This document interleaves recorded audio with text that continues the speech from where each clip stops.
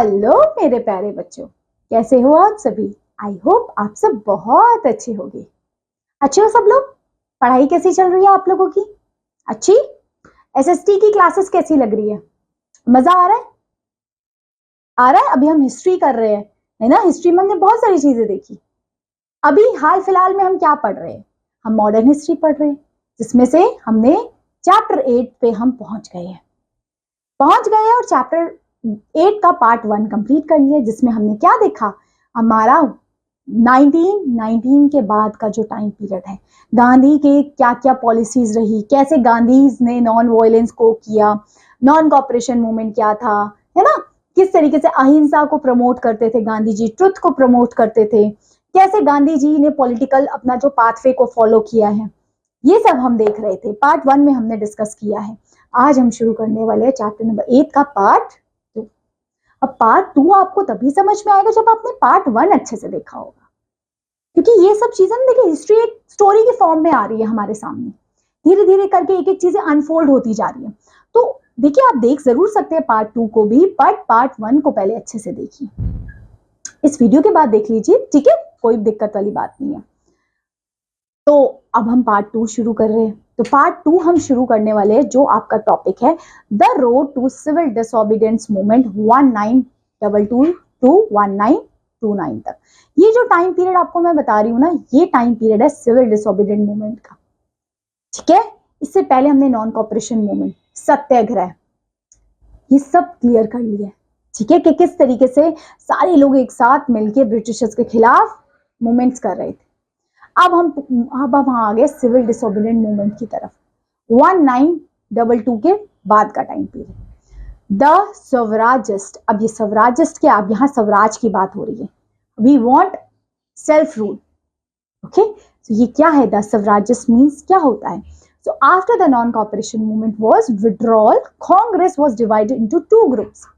दो ग्रुप्स में डिवाइडेड हो गई थी। One group led by Chittaranjan Das with Bhai Patel and Motilal Nehru appealed for the council entry, which was constituted under the Act of 1919. Congress का एक जो ग्रुप था वो है हमारा, लेड कर रहा था कौन, चित्तरंजन दास, ठीक है। The objective was to restore to a policy of a continuous and constitute obstructions to make the government through assemblies and council impossible. This contest the 1923 elections and secure a large number of seats in the Central Legislative Assembly and the Provisional Council. The suffragist influence became so formidable that even Gandhiji has no recognized them as a parliamentary wings of the Congress. But within a few years, the suffragists found it difficult to accomplish much. The death of Chittaranjan Das in 1925 weakened them further. ये जो Swarajist थे, इसको weaken हो गए जैसे ही चित्तरंजन की death होते हैं। द सेकेंड ग्रुप, ये फर्स्ट ग्रुप था जो फेल हो गया। अब सेकेंड ग्रुप में कौन लोग थे? The second group oppose joining the council as he wanted to undertake a constructive program. ये कोई काउंसिल वगैरह ज्वाइन नहीं करना चाहते थे, क्योंकि ये कंस्ट्रक्टिव अप्रोच को फॉलो करना चाहते थे, कंस्ट्रक्टिव प्रोग्राम को। This group was led by Vallabh Bhai Patel, C Gopalacharya and Rajendra Prasad. ये जो सेकेंड ग्रुप में लोग थे, वल्लभ भाई, सी राजा गोपालाचार्य एंड राजेंद्र प्रसाद थे। In 1923, the pro-changers formed the Congress Khilafat Swaraj Party, formerly known as Swaraj Party. इन्होंने स्वराज पार्टी बनाई, means self rule, that is Swaraj party. तो हम इसको अंडरलाइन कर देते हैं, Swaraj party. The new party functioned as a group within the Congress. अब ये पार्टी एक कांग्रेस में ही एक ग्रुप बन गया था इनका, सेकेंड वाले का, ठीक है। The Congress allowed the suffragists to contest the election. Congress ने अलाउ भी कर दी इनको कि आप कॉन्टेस्ट कर सकते हैं election. The Swaraj Party contest the elections, won some seat in the legislature. और इसने इलेक्शन कंटेस्ट भी किया और कुछ सीट्स भी जीती। By opposing every British move, they made it extreme difficult to the British to get their policy and proposal approved in the legislature. उनको seats भी विन मिल गई, तब भी उनकी जो पॉलिसीज और उनकी जो चीजें थी वो अप्रूव नहीं हो पाई लेजिस्लेचर से। क्यों? क्योंकि लेजिस्लेचर में तो सारे ब्रिटिशर्स ऑफिसर थे, तो इंडिया की कैसे बात रखी जाती। So after the withdrawal of non-cooperation movement, Gandhi ji was jailed. Non cooperation movement का विड्रॉ लेने के बाद गांधी जी को तो सीधा जेल में डाल दिया and was released on February 1924. उनको फिर 1924 में रिलीज किया. After his release the Congress resumed its constructive program. Some of the issue that was focused upon, कौन कौन से इश्यूज थे जिसमें वो फोकस थे गांधी जी? सबसे पहले रिमूव ऑफ अनटचेबिलिटी. उस टाइम बहुत ज्यादा थी, अभी भी है, तब भी थी, कि इस चीज को पहले हटा दिया जाए. Second, promotion of Hindu Muslim unity. Hindu और मुस्लिम में जो एकता है उसको प्रमोट करो. Third, spread of khadi. Khadi को स्प्रेड करो. समझे? तो सेकेंड ग्रुप कांग्रेस का स्वराज पार्टी फॉर्म की. स्वराज पार्टी में सबसे पहले they form their associations and Gandhi ji जब जेल से छूटे उनकी पॉलिसीज में ये तीन चीजों का जिक्र था. ठीक है, अब देखते हैं मोबिलाइजेशन ऑफ प्लीजेंट. प्लीजेंट का कैसे मोबिलाइजेशन होता है? प्लीजेंट मीन्स किसान. Many peasant revolt broke out even since the British rule was established in the country. जब से ब्रिटिश रूल established country में हुआ तब से प्लीजेंट्स उनके खिलाफ बोले जा रहे हैं. रिवोल्ट ब्रोक आउट हो रहा है. During the non-cooperation movement, also pleasants has to be in active participant. ठीक है, किसान सभा fought against the British and their agent zamindars. Afterward, also mobilization of the peasants was a tragedy actively pursued the Congress. Nationalist leaders worked to solve their problem. अब यहाँ पे leaders आए जो उनकी प्रॉब्लम को सॉल्व कर सके. ठीक है, सो इन 1928 वल्लभ भाई पटेल ऑर्गेनाइज द बारदोली. देखिए कौन? वल्लभ भाई पटेल ने Bardoli Satyagraha to protect against the increase in the tax that was paid by the peasant. ये जो टैक्स की बात कर रहे हैं इसके खिलाफ वल्लभ भाई पटेल बारदोली सत्याग्रह लेके आए कि जो इंक्रीज हो रहा है टैक्स, इसके खिलाफ, जो प्लीजेंट को इतना हाई फाई टैक्स देना पड़ रहा है, इसके खिलाफ बारदोली सत्याग्रह आता है, वल्लभ भाई पटेल लेके आते हैं. Gandhi ji was also very close associated with the cause of the peasant. ठीक है, ये था हमारा कैसे मोबिलाइज किया गया प्लीजेंट्स को. आगे अब शुरू होता है रेवोल्यूशनरी मूवमेंट सेकेंड फेज. अब सेकेंड फेज शुरू हो गया है इंडिया की मूवमेंट का. अब धीरे धीरे हम पढ़ रहे हैं इंडिपेंडेंस की ओर. ठीक है, so the revolutionary activities revived after the withdrawal of non cooperation movement. Non cooperation movement के बाद ये सब चीजें होती है. ठीक है, एक्टिविस्ट, रेवोल्यूशनरी एक्टिविस्ट आते हैं. इन 1924 the revolutionary leaders form the Hindustan Republican association, जिसको HRA कहते हैं. HRA क्या कहते हैं बेटा? HRA. ठीक है, whose objective was to overthrow the British through an armed revolution. ये लोग कह रहे थे कि हमें बस ब्रिटिशर्स को यहाँ से हटाना है. We have to move it out. In 1925, a group of revolutionaries stopped a train at Kakori in Uttar Pradesh and snatched away some government money. देख लो कॉकरी कॉन्स्पिरेंसी हुई थी जब एक ट्रेन में हमला कर दिया गया, वहां पे गवर्नमेंट्स के मनीज को लूट लिया गया. This money was to use for revolutionary activities. देखिए वहां पे क्या किया, ब्रिटिश गवर्नमेंट को पता लगा ये ट्रेन जा रही है जिसमें गवर्नमेंट्स ने पैसे रखे हुए हैं ये रेवोल्यूशनरी एक्टिविटीज को करवाने के लिए, वहां स्नैचिंग हो गई. Similar such incident continued throughout this period. The Britishers represent fails to halt the revolutionaries. In 1928, Bhagat Singh and the comrades assassinates a British police officer named Saunders.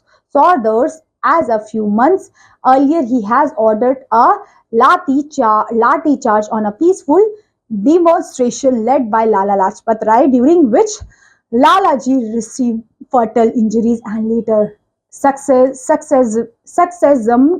to them. In this, the same year, the name of Hindustan Republic Association was changed to Hindustan Socialist Republic Association. अब HSR बने हैं, change किया गया नाम. यहाँ पे क्या किया कि बहुत उस टाइम भगत सिंह और बहुत सारे लोगों को वहां लाठी चार्ज कर दिया गया. इवन जो आपके लाला लाजपत राय है उनको भी काफी इंजरी हुई. तब से ये इनका नाम जो ये इनकी ऑर्गेनाइजेशन का नाम हमने चेंज कर दिया गया और इसको बना दिया गया Hindustan socialist Republican association. The word socialist was added it because the revolutionaries including Bhagat Singh felt that socialism should be the main goal. तभी इसका नाम socialist रखा गया. The HSRA continued to resist the government. On April 8, 1929, Bhagat Singh and the Batu Keshwar Dutt threw a bomb in the Central Legislative Assembly to protect against public safety bill and arrest 31 labor leaders. देख रहे हो आप ये? ठीक है, जिसमें Bhagat Singh and Batukeshwar threw a bomb central legislature, क्योंकि ये बिल पास हो रहा था. They made sure that the bomb was harmless and did not injure anyone. उनको पता था ये बॉम्ब harmless है, कोई इंजोर नहीं करेगा. After throwing the bomb and shouting anti-British slogan, both of them quoted arrest. Of course, इन दोनों को इसके बाद जब जैसे उन्होंने सेंट्रल अपने लेजिस्लेटिव असेंबली में बॉम्ब अटैक किया, ऑफ कोर्स वो बॉम्ब इंजर्स नहीं था, इंजरी वाला नहीं था, किसी को इंजर नहीं हुई इससे, तब भी इन दोनों को अरेस्ट कर दिया जाता है. Bhagat Singh and Batukeshwar Dutt. The revolutionary movement was very strong in Bengal. Bengal में बहुत strong था ये revolutionary leader जो movement था. Young men targeted unpopular police officer and magistrates.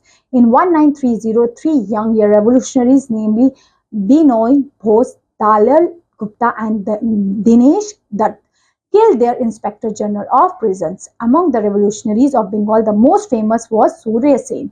He organized the Indian Republic Army on April 18, 1930. He, along with some other revolutionaries, attacked and occupied the police armory at Chittorgarh to snatch and look arms for use of against British. Subsequently, he arrested and hanged. ये चीजें रही थी. ठीक है, इस तरीके से हम कह सकते हैं ये हमारी शुरुआत थी. अब यहाँ देखो काकोरी कॉन्स्पिरेंसी केस के बारे में पूरा लिखा है. I want this is the homework for you. कुछ नहीं, जो रेवोल्यूशन हमारा हुआ था जिसमें ट्रेन में रॉबरी हुई थी वही चीज यहाँ लिखी है. कौन कौन था, कितने लोग थे, कितनों को अरेस्ट किया, ये सब चीजें. I want you to read this case. करेंगे? होमवर्क नोट कर लिया सबने? मार्क किया? Very good. अब देखते साइमन कमीशन आता है 1927 में. ये क्या कमीशन था? Let's go back. साइमन नारा सुना होगा कभी, सुना है तुम लोगों ने? अब ये क्या था? साइमन कमीशन क्या था, ये क्यों आया था? Let's see. So the British government set up Simon commission. British government ने साइमन कमीशन को सेटअप किया. So the British government set up Simon commission in November 1927 for evaluating the enactment of the Government of India Act in 1919. This commission, led by Sir Simon, reached Bombay on February 3, 1928 and was boycotted by all the parties because all the 7 members were British. ये जो Simon commission में ना, मतलब ये जो commission बनाया गया था जिसमें इंडियंस के लिए रूल रेगुलेशन एडमिनिस्ट्रेशन पे वर्क करना था, उसमें जो कमीशन बनाया गया उसमें कोई इंडियंस था ही नहीं, सातों के सातों ब्रिटिशर्स थे. तो जितने भी लोग थे उन्होंने बाइकआउट कर दिया उस चीज को. भाई जिसमें इंडियंस ही नहीं रखे तुमने, वो क्या इंडिया के लिए क्या खास रूल रेगुलेशन बना पाएंगे? So whenever the commissions went, it was welcomed by the slogan Simon go back. ये कमीशन जब आया तो सीधा लोगों ने कहा साइमन गो बैक, हमें ये चाहिए ही नहीं कमीशन, ले जाओ अपने पास रखो. So whenever the commission went, it was welcomed by the slogan Simon go back. There were agitations all over the country. In one such agitation at Lahore, Lala Lajpat Rai was lathi charged by the police, which caused his death later. It sent shock waves throughout the country. ये एक जो लाठी charge हो गया था, ये shock wave था उस टाइम पे सबके लिए, क्योंकि जब लाला लाजपत राय से लेके बहुत सारे लोगों ने इसको गो बैक साइमन कहा गया, तो उन पे लाठी चार्ज कर दिया. क्या आप हमारे खिलाफ कैसे कर रहे हो? ब्रिटिशर्स ने. लोग इससे भी बहुत ज्यादा गुस्से में आ गए एकदम, है ना, because this is not the good thing. Okay, next. अब नेहरू रिपोर्ट आती है. कौन सी रिपोर्ट बेटा? नेहरू रिपोर्ट. कब आती है बेटा? 1928 में. नेहरू रिपोर्ट 1928 में. ये रिपोर्ट क्या थी? नेहरू रिपोर्ट में क्या चीजें थी?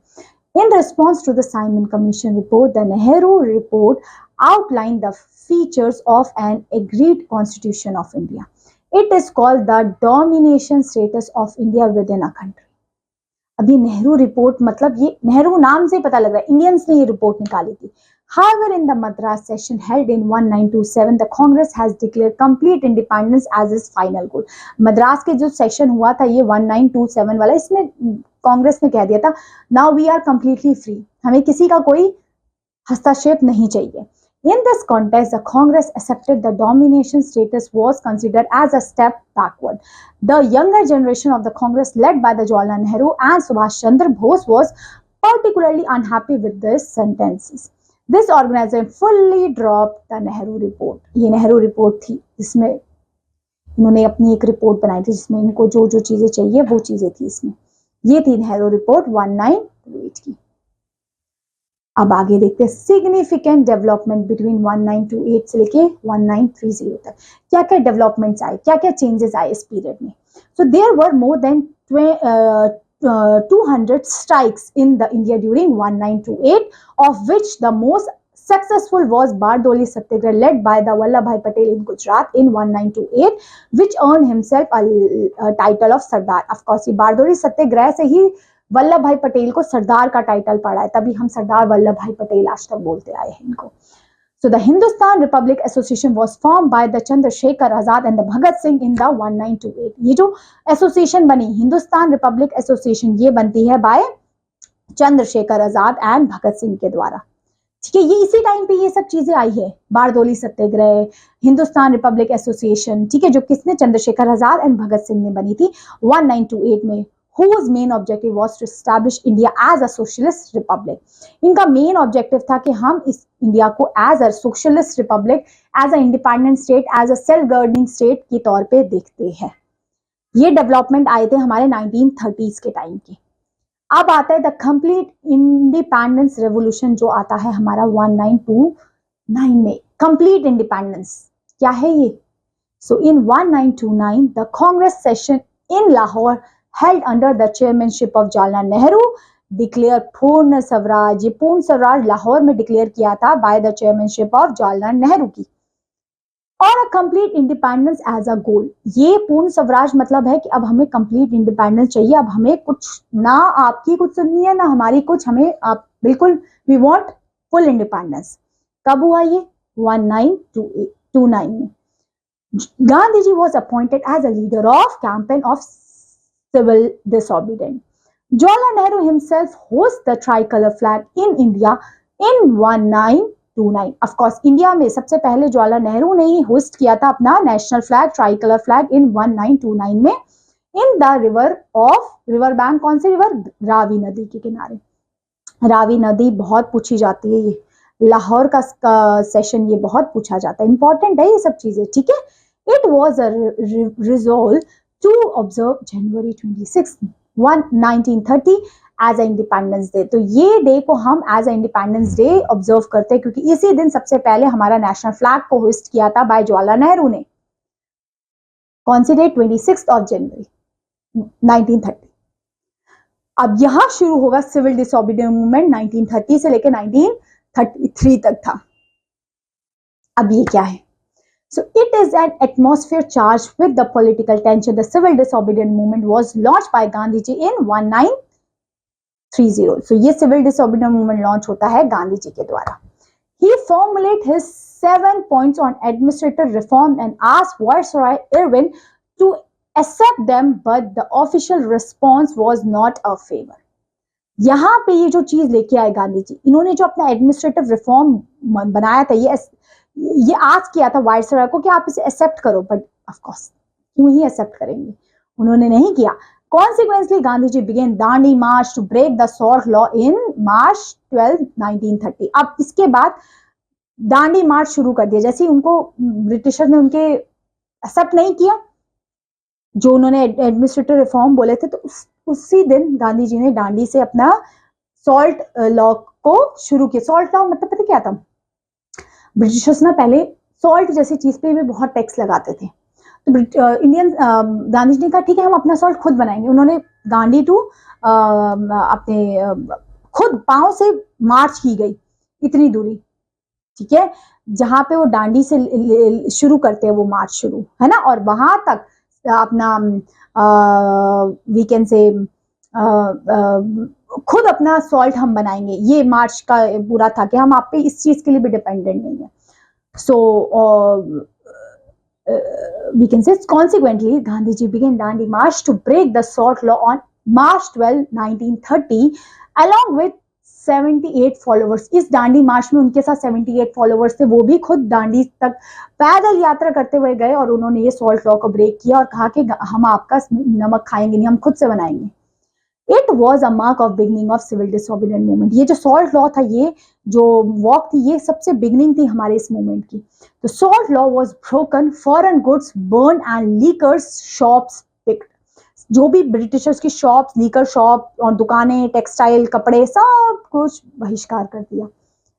प्लीजेंट्स वॉज आस्क्ड नॉट टू पे टैक्सेस. प्लीजेंट्स को कहा कि आपको कोई टैक्स नहीं देने की जरूरत है ब्रिटिशर्स को, हम अब ब्रिटिशर्स के बिल्कुल खिलाफ है.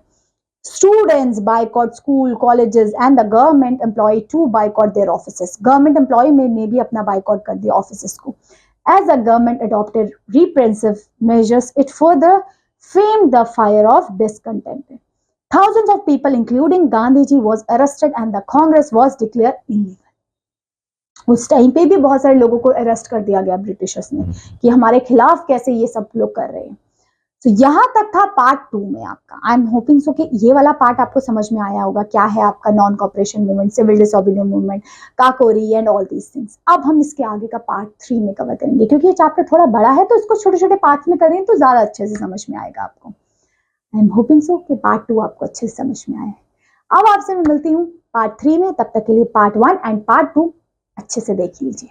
ठीक है, चलिए फिर. Thank you so much my dear learners for watching this video.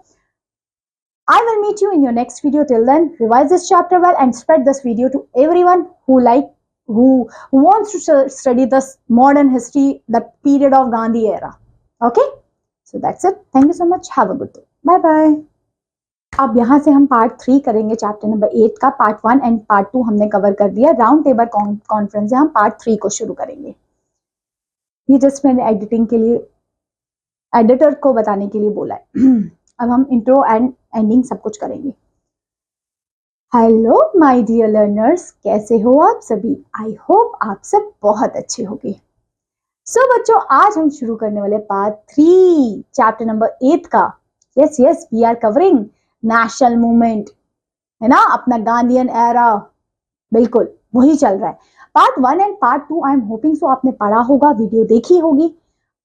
कोई कंफ्यूजन है आपको? सब चीजें क्लियर हो रही है? अब पार्ट 3 पे हम आ गए. पार्ट 3 मतलब लास्ट का जो थोड़ा बचा है, किस तरीके से लास्ट के कुछ रिफॉर्म्स, लास्ट के कुछ मूवमेंट्स, बस हमें इंडिपेंडेंस अब मिलने ही वाली है. समझ लीजिए, हमारे जो इतना टाइम का स्ट्रगल था ना, अब हमारा रिजल्ट आने ही वाला है. ठीक है, वो बोलते हैं ना, बहुत टाइम की मेहनत, बस अभी हमारा रिजल्ट आने वाला है.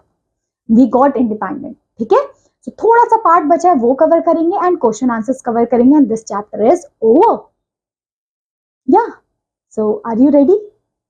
चलिए फिर शुरू करते हैं. अब आते हैं बेटा राउंड टेबल कॉन्फ्रेंस. ये हमारा थर्ड पार्ट में हम राउंड टेबल कॉन्फ्रेंस देखेंगे. ये क्या थी राउंड टेबल कॉन्फ्रेंस? ये अब हम 1930 के बाद का टाइम पीरियड कवर कर रहे हैं. ठीक है, इससे पहले का बेटा टाइम पीरियड हमने पार्ट 1 एंड पार्ट 2 में कर लिया है. ठीक है, अब राउंड टेबल कॉन्फ्रेंस क्या थी, किसके बीच में थी, क्यों थी? Let's start. The sheer magnitude of civil disobedience movement forced the government to negotiate for the settlements. This culminates in the first round table conference held in London from November 1930 to January 1931. The Congress did not participate in it, but delegates from the Indian states like Muslim League, the deprived class, the Sikh and the other groups took part in it. Of course, इस time पे काफी लोगों ने इनको इसमें part लिया. Depress class, Muslim league, Sikhs and other groups. The British appealed the people to end civil disobedience movement and cooperate with the government in working out the constitution settlements. Of course, Britishers ने कहा कि आप जितने ये जो movements कर रहे हो उसको छोड़ो और हमारे साथ कोलैबोरेट में आओ. It was opposed that the Indian states should form the federal union. अब इंडियन गवर्नमेंट ने अपनी, इंडियंस लोगों ने फेडरल यूनियन बना ली अपनी, है ना. So despite the framework of the constitution, the issue of reservation of the seats of depressed class and adequate safeguard for Muslim were also discussed. The Gandhi Island Pact sign होता है 1931 में. was signed by which it is agreed that the civil disobedience movement would not discontinue and the Congress would participate in the second round table conference. क्योंकि first में नहीं हुआ था, कांग्रेस ने insurance दी कि हम सेकंड राउंड टेबल कॉन्फ्रेंस में पार्टिसिपेट करेंगे जो गांधी इरविन का पैक्ट हुआ था sign. So the Congress in the Karachi session accept the Gandhi Irwin pact. Gandhi ji का ये गांधी जी ने ये पैक्ट को साइन किया. ठीक है. A revolution of people, fundamental rights, and the country's economic policy was adopted. The pact was received with a mixed feeling as it was concluded in the backdrop of executions of Bhagat Singh, Sukhdev, and Rajguru issued in the Lahore conspiracy case. Gandhiji attended the second roundtable conference in London in September 1931. क्योंकि गांधी जी ने Gandhi Irwin pact sign हुआ था, उसमें उन्होंने कहा था वो second round table conference join करेंगे. उन्होंने ज्वाइन की भी. However, those talks also broke down communal questions and the Gandhiji returned empty-handed. इस टेबल राउंड टेबल कॉन्फ्रेंस के बाद भी गांधी जी खाली हाथ वापस आए. Back home he revived the civil disobedience movement. जैसे ही वो इंडिया वापस आए उन्होंने फिर से अपना ये सिविल डिसोबीडियंस मूवमेंट को रिवाइव किया. ठीक है. अब देखते हैं बेटा कुछ कॉन्स्टिट्यूशनल रिफॉर्म्स. लास्ट है अभी. कुछ कॉन्स्टिट्यूशनल रिफॉर्म कौन कौन से आते हैं. So under the government of India act 1935 provisions were given a large measures of autonomy and step towards instituting responsible government taken. Elections were be held under the act of 1937. Congress ministers were formed in 7 out of 11 provinces. These carried out useful reforms in the field of agriculture, education. Ban on the press was lifted and the several political prisons was released. Of course, इस time पे ना काफी सारे लोगों को उस time पे काफी रिफॉर्म्स आए. Agriculture sector, education sector, ban हो गई काफी सारी चीजें, ये सब. अब देखते हैं बेटा क्रिप मिशन क्या था. क्रिप्स मिशन जो 1942 में आया था, ये क्या था. So during World War II, Britain was anxious to have full and active cooperation to India. Of course, Second World War के बाद क्योंकि ब्रिटिशर्स की भी हालत उस टाइम खराब हो चुकी थी, वो चाहते थे कि इंडियंस पूरा उनका फुल सपोर्ट करें. The Japanese threat was looming large on the southeastern frontier of India. There was also a threat of Indian National Army stationed at Rangoon for the attack in India. Of course, India को भी उस time बहुत attack का डर था. So Sir Stafford Cripps, a member of the British War Cabinet, came to India to offer some firm promises to India and also fully measures of self-government. He offered domination status for after the war and a right of secession. Of course, Cripps mission में उन्होंने कहा था क्योंकि उस time पे उनको India की सहायता चाहिए थी, मदद चाहिए थी, तो उन्होंने कहा हाँ हम इस वर्ल्ड वॉर सेकेंड के बाद आप लोगों को फुल डोमिनेशन देंगे, फुल आपको जो करना है करेंगे, बट इस टाइम तक हमारे साथ क्योंकि उस time Britishers want someone to help them. So a constitutional assembly was proposed. उस टाइम कॉन्स्टिट्यूशनल असेंबली भी बनाई गई कि उसमें उनको इंडिया को थोड़ा सा आश्वासन दिया गया कि हम आपके लिए काम करेंगे, आपको जल्दी से फ्रीडम देंगे, इस तरीके की चीजें. However, almost all the parties rejected this proposal for various reasons. ये जो कॉन्स्टिट्यूशनल असेंबली का जो चीज आई थी, काफी सारी पार्टीज ने, काफी सारे लोगों ने ये ब्रिटिश की ये चीज फॉलो नहीं की, मानी नहीं, प्रपोजल एक्सेप्ट ही नहीं किया. ये क्रिप्स मिशन था वर्ल्ड वॉर सेकेंड के बाद जो ब्रिटिश ने रखा था. अब देखते क्विट इंडिया मूवमेंट क्या था. इसमें क्या चीज की बात हुई. क्विट इंडिया मूवमेंट 1942 में होता है शुरू. So the failure of the Cripps mission created a frustration of India. India में बहुत फ्रस्ट्रेशन थी.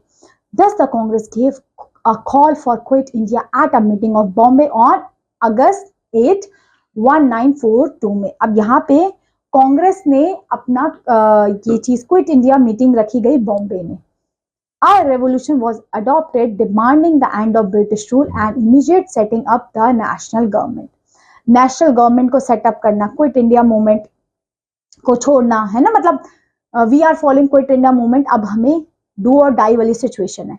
सो this revolution was accompanied by Gandhi ji called do और die. Soon all the top Congress leaders was arrested. धीरे-धीरे सारे कांग्रेस लीडर को arrest कर दिया गया. A massive outbreak of agitations followed. Nearly 1,000 of people was killed in the police firing. Several thousands were wounded and about 70,000 were put in behind bars. In 1944, Gandhi ji was however released and quit India revolutions was withdrawn. ठीक है, तो इस तरीके से रहता है. अब देखते हैं लास्ट में, देखिए सुभाष चंद्र बोस एंड ये वाली चीज रहती है, that after that the chapter is over. ठीक है. थोड़ा सा ये सुभाष चंद्र बोस का देखते हैं, नेशनल आर्मी कैसे उन्होंने सेटअप की गई। तो Subhash Chandra Bose and the national army. The period between 1942 and 1945 was dominated by the radical Subhash Chandra Bose. Despite Gandhiji's opposition, he had been Congress president twice. ये प्रेसिडेंट रहे हैं कांग्रेस में, वो भी 2 बार। He secretly left India in March 1941 and arrived in Berlin. ये Subhash Chandra Bose Berlin में arrive हुए secretly India को छोड़ के। Okay.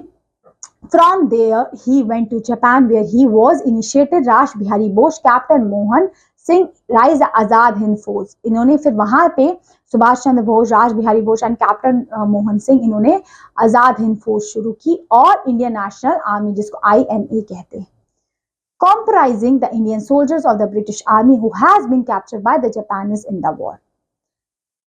Bose infused a new life into an army and was christened Netaji. He also gave the famous battle cry Dilli Chalo. इन्होंने ही दिया था दिल्ली चलो। The INA along with the Japanese army came to the eastern frontiers of India and hoisted the national flag in Kohima in March 1944, but with the defeat of Japan in 1945, the INA collapsed. Many of its soldiers were arrested. Subsequently, the government institution in a public trial at the Red Fort. This rose the people patriotism, emotions as a result of INA leaders was adequate and set to free. The wave of unrest spread in the Royal Indian Air Force and Navy. The hastest process in the country में। देखिए अब क्या होता है, अब होता है last का जो हमारा part, India towards the freedom. India को कैसे फ्रीडम मिलती है, the last step of it, India का किस तरीके से फ्रीडम, बस how they get, okay. So India towards freedom, the last 5 years preceding the country's independence were filled with intense struggle, sacrifice and unexpected developments. Communal forces grew and gathered strengthened. Various plans to divide India and grant an independence was made. The movement of 1942 was suppressed by the brutal forces, but the days of British Empire were numbered. The world scenario too has changed. The Allied forces were weariest of the World War II, which proclaimed the death of fascism and Nazism. The death of imperialism was therefore inevitable. The Indian masses has been absolutely hostile to the British rule. Despite the war, the empire explorations has crossed all his limit and there was acute economic distress everywhere. A great famine also attacked Bengal at the end of war, in which the lakhs of people died. Wave succeeded Liu Thinggo as a viceroy in 1943 and faced 2 demands immediately. First is the British should quit India. The Muslim League should lead Jinnah, demand the British should divide India and quit. He also represented the 2 parties of Conference Shimla in 1945 to discuss a new plan for the possible political statement. However, the communal deadlocks was be there in Wave. अब यहाँ पे ना main जो last चीज देख रहे हो आप, ये लास्ट हो गया है कि किस तरीके से आपने soon the British Prime Minister Clement Elliot made a historical announcement recognizing Indian rights to independence. देख रही है लास्ट इंडिया की इंडिपेंडेंस की राइट्स के बारे में बात हो रही है। According to March 1945, he sent 3 prominent members to the cabinet to meet Indian leaders and find out a solution regarding Indian future. India के फ्यूचर के बारे में बात करने के लिए these 3 members form cabinet mission. जो 3 लोगों को भेजा गया जो इंडिया के फ्यूचर के बारे में, इंडिया की इंडिपेंडेंस के बारे में बात करने के लिए किया था, उन्हीं लोगों ने कैबिनेट मिशन प्लान बनाया। This mission rejected the Muslim league demanded for a separate sovereign state of Pakistan. Of course इस जो कैबिनेट मिशन को मुस्लिम लीग ने रिजेक्ट किया और उन्होंने कहा कि हमारा खुद का एक स्टेट बनाया जाए as a Pakistan. Instead, they recommended the grant of great autonomy to the provinces. Based on the proposal, elections were held in July 1945, in which the Indian National Congress won majority of the seats, and an interim government was set up under the leadership of Jawaharlal Nehru, of course. इसके बाद कांग्रेस को majority हासिल होती है और यहाँ पे under the leadership of Jawaharlal Nehru उसमें एक गवर्नमेंट फॉर्म करते हैं, interim government. This government also converted a constituent assembly with the view to frame a constitution for free India. इन्होंने हमारी फ्री इंडिया कॉन्स्टिट्यूशन के लिए उसके लिए एक खुद का कॉन्स्टिट्यूशन डेवलप किया जिसमें doctor Rajendra Prasad was the president of the body. The restless Muslim league instituted on the creation of Pakistan called Direct Action on August 16, 1946. ये 16 अगस्त को पाकिस्तान बन जाता है by the direct action. Terrible communal roads broke down in Bengal and Punjab, leading to the widespread massacre and dislocations of lakhs of people. In March 1947, Mountbatten replaced Wavell as the Viceroy of India. He concluded that the only solution was the deadlock was partition of the country. The Congress to accept the partition in July 1945, the British Parliament finally passed the Indian Independence Act, providing the formation of two independent domination, that is India and Pakistan. जिस तरीके से 15 अगस्त को हमें आज़ादी मिलती है, 16 अगस्त को पाकिस्तान को, एंड हम लोग अलग अलग हो जाते हैं, and we are now free. ये था आपका चैप्टर. समझे? चीजों को बस स्टोरी से याद करना तो आपको याद रहेगा. कोई बात नहीं, चीजें थोड़ी लंबी थी, ज्यादा डेप्थ में था, फिर से एक बार देख लेंगे ताकि चीजें आपको अच्छे से क्लियर हो जाए. ठीक है, आगे देखते हैं बेटा क्वेश्चन आंसर. क्या है अभी? क्वेश्चन आंसर्स की बारी. शुरू करें क्वेश्चन आंसर्स. फर्स्ट क्वेश्चन बताए. Starting with first question, that is where did Gandhi ji first use satyagraha? सबसे पहले सत्याग्रह कहां पे हुआ था? बिल्कुल साउथ अफ्रीका में. Next, Where did the Gandhiji break the salt law? सबको पता है, Dandi. Option D. Who gave the famous battle Delhi Chalo? किसने दिया था? Subhash Chandra Bose. Option D. Who organized the Indian National Army? किसने ऑर्गेनाइज की थी? ये आप इसमें सुभाष चंद्र बोस भी थे and captain Mohan Singh, but हम सुभाष चंद्र बोस को कह सकते हैं इसमें. ठीक है, एंड कैप्टन मोहन सिंह भी थे इसमें. ठीक है, अब कुछ करते हैं हम. क्या? Fill in the blanks. Fill in the blank, fill in the blanks were the leading Swarajist. कौन कौन थे ये थे Chittaranjan Das and Motilal Nehru. Chittaranjan Das and Motilal Nehru. Motilal Nehru. Vallabhbhai Patel emerged as an important leader during Indian freedom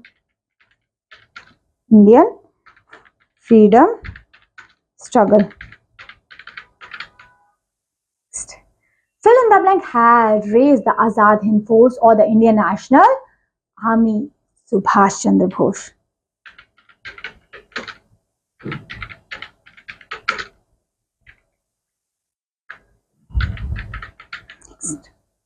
royal act कब पास हुआ था? 1919. मुस्लिम league observe 16 August 1946 as direct action plan, or in which we can say Pakistan has made direct action day. चलिए जी आगे करते हैं. True false. First question, the Khilafat movement was started by Mohammad Ali Jinnah. That is true. Next, the non-cooperation movement was subended by the Gandhiji following the outbreak of following the violence of Chauri Chaura. उसको suppress कर दिया था. बिल्कुल सही, चौरी चौरा के बाद. Next, the pro-changers from Swaraj Party. बिल्कुल सही, this is true. Next, the fourth question is that the public trial of INA soldier was held in Jama Masjid, Delhi. No, Jama Masjid नहीं, Red Fort था, तो ये false हो गया. Next, in July 1947, the British Parliament passed the Indian Independence Act, which provided the setting up to independent domination. This is true. This is true. अब matching है. बारडोली सत्याग्रह कौन था? ये सरदार वल्लभ भाई पटेल. हिंदुस्तान रिपब्लिक एसोसिएशन, पहले इसका नाम चंद्रशेखर आजाद, भगत सिंह, है ना. Slogan quit India movement, do और डाई, एंड गांधी इवेंट एक्ट 1931 में हुआ था. चलिए आगे कुछ क्वेश्चन आंसर्स है. फर्स्ट क्वेश्चन बताइए, what do you know about the early life of Gandhi ji? Early life कहाँ से थी? पोरबंदर में बॉर्न हुए थे, 2 अक्टूबर को बॉर्न हुए थे, है ना. नॉर्मल क्लास फैमिली से थे, है ना. Next, when and where did the Purna Swaraj declare Lahore section में हुआ था, पूर्ण स्वराज डिक्लेयर हुआ था, है ना। And what happen in April 13 at Amritsar, Jallianwala Bagh massacre where thousands of people are killed देव। Okay, who were the Swarajist, कौन स्वराजिस्ट थी, C R. Das and Motilal Nehru. Who and whom was Azad Hind force was made, सबसे पहले कैप्टन मोहन सिंह थे इसमें, सुभाष चंद्र बोस भी थे। Next, why was the cabinet mission plan called so, what was their member। देखिए कैबिनेट मिशन प्लान बनाया ही इसलिए गया ताकि वो ब्रिटिशर्स के खिलाफ अपना एक खुद का कॉन्स्टिट्यूशन बनाए गए, और इसमें मेंबर्स रखे गए 3 लोग थे स्टार्टिंग में, धीरे धीरे करके राजेंद्र प्रसाद, बी.आर. अम्बेडकर सब आ जाएंगे, ठीक है। आगे फर्स्ट क्वेश्चन है, what were the 3 local issues in the Gandhiji experience and his techniques to Satyagraha during 1917। देखिए 3 इश्यूज इस टाइम पे तो अहमदाबाद, खेड़ा एंड चंपारण का 3 इश्यूज ये थे इस टाइम पीरियड पे जो गांधी जी ने ऑब्जर्व किए थे, ठीक है। नेक्स्ट है, when was the civil disobedience movement launch, कब हुआ था सिविल डिसोबीडियंस मूवमेंट, 1930 में। And mention 2 other programs involve in this movement, इसमें कौन से 2 प्रोग्राम थे, एक तो उस टाइम पे आपका सिविल डिसोबीडियंस मूवमेंट में नेहरू रिपोर्ट का, साइमन कमीशन का, क्विट इंडिया मूवमेंट का, है ना, ये सब चीजें आ जाती है। क्विट इंडिया मूवमेंट तो बाद में आया, उसके बाद गांधी इरविन पैक्ट था, है ना, तो इसी टाइम पीरियड के थे। And last, describe the contribution of Mahatma Gandhi in Indian freedom struggle. Of course Gandhi ji का तो बहुत बड़ा योगदान है हमारे इन फ्रीडम इंडिपेंडेंस स्ट्रगल में। That's why due to Gandhi ji we can got independence, because Gandhi ji की जो पॉलिसीज थी, जो रूल रेगुलेशंस थे, जो मैनेजमेंट करने का तरीका था, उसी की वजह से हमें इंडिपेंडेंस मिल पाया। Next last question, discuss the Subhash Chandra Bose contribution in Indian freedom struggle. इनका भी कंट्रीब्यूशन इसी की तरह था, गांधी जी की तरह, ठीक है। So this chapter is over, so I am hoping so आपको अच्छे से समझ में आया होगा। So that's all my dear learners for this class. अच्छे से इस चैप्टर को पढ़िएगा। अब आपसे मैं मिलती हूँ आपकी नेक्स्ट क्लास में, तब तक के लिए थैंक्स फॉर वॉचिंग।